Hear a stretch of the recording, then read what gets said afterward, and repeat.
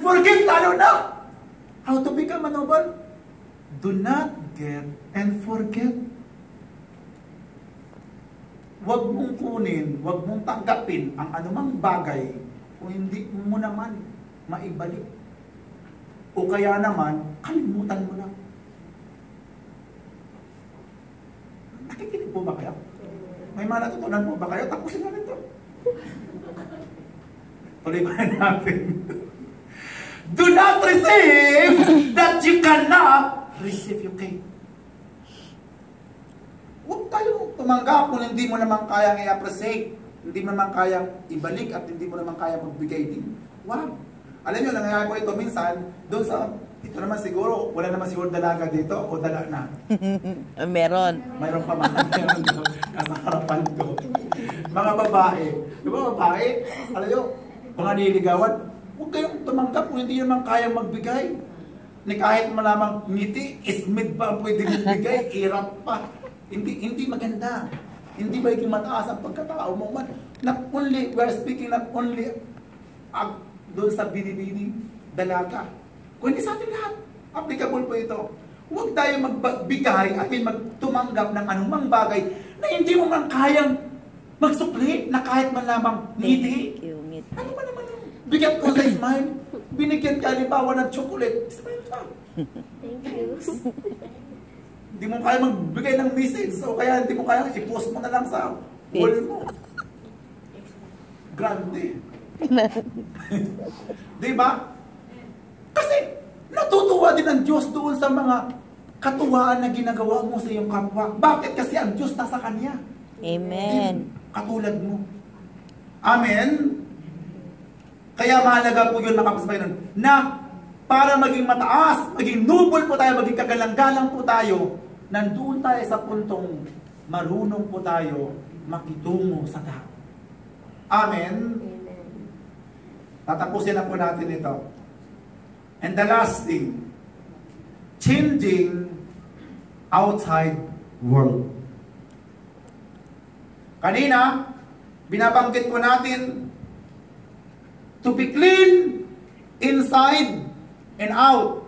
Lalo sa ating pong conscience. Ating pong pinag-uusapan din po to feel good ay to notice the Word of God. Isang napakalaging punto po yan. To feel good inside and out is to be a prayerful and to be in one, inside and out. Ngayon, ito na tayo, not only to be a noble, but to changing outside world. Mas matindi, mas malaking challenge po ito. Changing outside world is begin being a good inside. Gusto mong baguhin ang buong Madyandong, linisin ang buong Madyandong, bakit hindi mo pa simulan, linisin muna yung kwarto? Diba? Ilagay mong asin doon sa dapat palayan ng asin. Hindi yung asin at yung lotion ay magkasama. Baka mamaya, yung asin na ilotion mo. Scrub. Diba? Huwag mong ipaghalo ang bitsin doon sa pulbo. Baka may nagpupulbo ka, naipulbo mo na ang bitsin. The point is ganito, magpasimula ka ng mabuting gawain doon sa kaya mong abutin at gawin. Huwag mong ayusin ang buong mundo. It's not your problem, it's not your mission. Mission Henry Duterte. Panalangin natin siya. Amen. Amen. Panalangin natin ang Panginoon. Being good inside, doing good, and notice your good side. So changing outside world is to being good inside, doing good inside, and notice your good side. Alam niyo kung bakit? Ang tao po, we are composed of 60 to 100 trillion cells. And that is, we're speaking of good cells. Now ngayon, yung mga good cells na yan, wala hong there's no such thing as bad cells or cancer cells.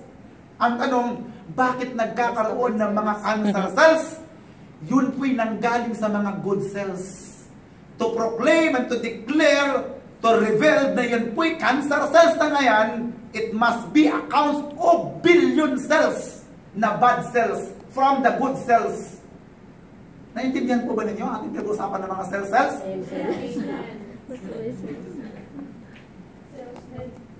So ang punto, kapatid sa Panginoon, ang tao ay mayroon pong bad side at mayroon pong good side. Bakit hindi mo i-develop ang good side mo kaysa bad side mo? Since naman, good side na talaga ang ginawa ng Diyos sa atin. Nahaluan lang tayo ng bad side. Amen? Pero hindi ka talaga bad. Tinan mo katabi mo. Mumukha na ba? Good side. Tayong lahat, mga kapatid sa Panginoon, ay sinachallenge ng Panginoon. Or else, hindi natin maranasan yung tinatawag po na happy feeling. Palakpakan po natin ang Panginoon at ayaw po tumayo na.